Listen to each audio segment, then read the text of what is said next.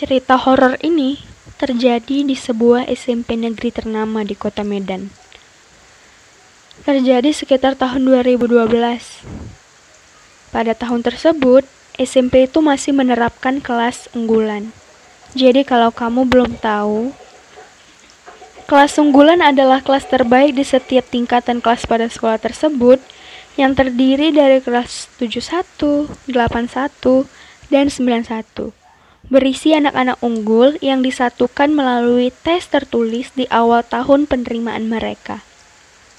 Ketiga kelas ini pun letaknya bersebelahan dan berada di tengah-tengah sekolah antara taman dan lapangan basket. Kelas unggulan memang berbeda dari kelas-kelas biasa. Bukan hanya berisi murid terpintar di sekolah, tetapi fasilitas yang didapatkan pun berbeda dibandingkan kelas lainnya. Fasilitas tambahan yang mereka dapatkan yaitu adanya loker, kipas angin, AC, layar proyektor, dan infokus. Selain itu, kelas unggulan juga mendapatkan pelajaran tambahan di luar jam sekolah, atau yang biasa disebut dengan les. Ya, memang tampak ada ketimpangan sosial. Karena itulah, program ini sudah tidak dijalankan sekarang di SMP tersebut. Kembali ke cerita. Mereka mendapatkan les sebanyak 3 kali dalam seminggu. Salah satunya di hari Jumat pada jam 2 siang. Seperti biasa, pada hari Jumat siswa dipulangkan lebih awal yaitu jam 10:30. Yaitu memang jadwal SMP tersebut di hari Jumat. Untuk siswa kelas unggulan, biasanya mereka akan pulang dulu ke rumah untuk makan, mandi, juga istirahat, lalu balik lagi ke sekolah untuk les. Namun, di hari itu berbeda. Beberapa siswa kelas 71 memutuskan untuk tidak pulang dan menunggu saja di sekolah. Lama-kelamaan, sekolah pun mulai terasa sepi. Karena orang-orang di sekolah sudah berpulangan, hanya tinggal mereka saja. Hingga pada jam 12-an, sekolah benar-benar sepi. Benar-benar sudah sepi. Dan salah seorang dari mereka, mungkin karena merasa bosan, ia berkata kepada teman-temannya. Dan siswa itu bernama Nisa. Ia berkata kepada teman-temannya, "Main petak umpet yuk." Siswa yang lain pun langsung menyambut dengan antusias. Mungkin mereka juga merasa bosan. Yuk, yuk. Lalu mereka ompimpa untuk menentukan siapa yang jaga. Kemudian diputuskanlah bahwa yang pertama jaga adalah Putri. Permainan pun dimulai. Putri menutup matanya dengan kedua lengan yang lalu ditempelkan ke dinding sambil menghitung. 1, 2, 3. Teman-teman Putri berlarian ke seluruh penjuru sekolah untuk mencari tempat sembunyi atau ngumpet. Semua berjalan seperti biasa dan tampak normal-normal saja.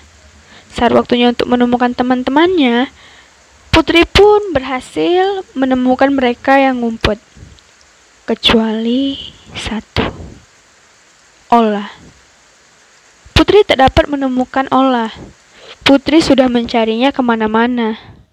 Ia akhirnya berkata kepada teman-temannya yang lain, "Weh, entah di mana pun si Ola ngumpetnya, nyerahlah aku."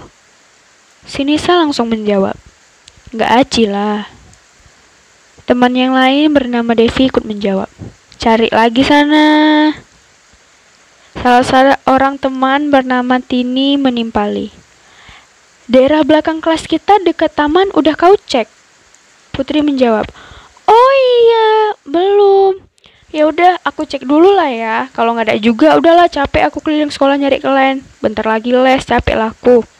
Semua temannya serentak menjawab, "Iya."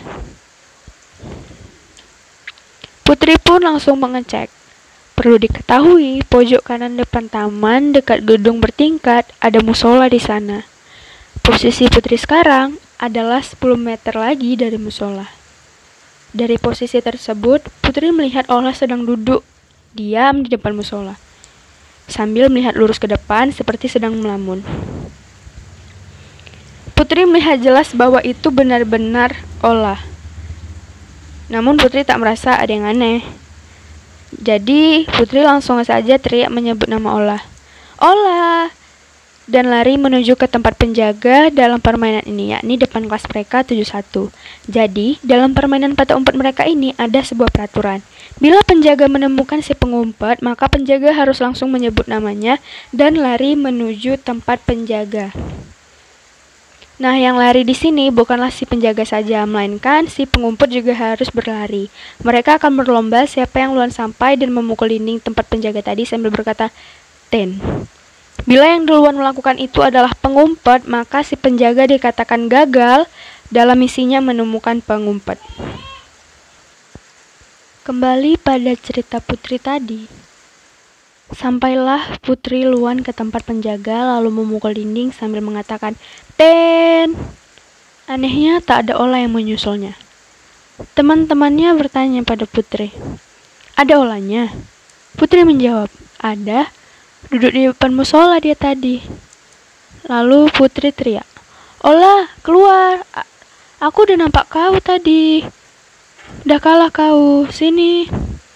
Tidak berapa lama datanglah Ola. Namun, Ola datang dari arah berlawanan, yaitu dari arah depan kelas mereka. Saat Ola masih berjalan di lapangan basket, Devi bertanya ke teman-temannya, "Kok Ola jalan dari situ Tapi kata Putri dia ngumpet di musola." Putri teriak lagi, "Ola, cepat kau jalan, kami nunggu kau." Dalam hati Putri juga merasa bingung dan bertanya-tanya. Maka dari itu ia menyuruh Ola untuk cepat jalannya, agar bisa menanyakan kepastiannya. Nah, Ola pun sampai di depan kelas 71 dan langsung berkata, "Betulnya kau nampak aku, Put." "Di manalah aku ngumpet tadi?" Putri segera menjawab, "Kau ngumpet di musola kan?" Ola menjawab, "Apa pula, aku aja jalan dari depan. Kalau ngumpet di musola, aku jalannya lewat depan toilet cowok lah, atau aku lewat orang perpus." Putri bertanya lagi, "Jadi kau ngumpet di mana?" Ola menjawab, "Di podium dekat kantor guru." Putri kembali menjawab, sumpah lihat kau aku tadi, mirip kali lo sama kau di depan musola duduk."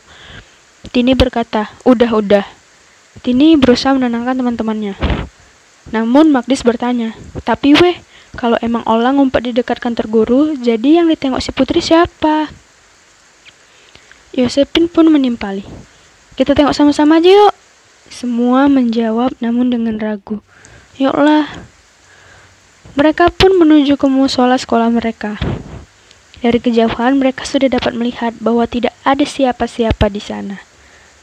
Mereka memastikan ke depan musola dan melihat pintu musola terkunci dengan gembok yang terpasang di sana.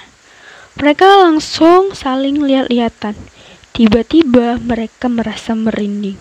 Sontak mereka teriak, lalu berlarian menuju kelas mereka. Di dalam kelas, mereka semua terdiam dan langsung duduk di tempat masing-masing. Tidak ada yang berani bergerak atau bahkan membahas apa yang sudah terjadi, apa yang sudah mereka alami. Namun, di hati masing-masing bertanya, siapa yang menyerupai Ola tadi? Dan sejak saat itu juga, mereka tak pernah lagi bermain petak umpet.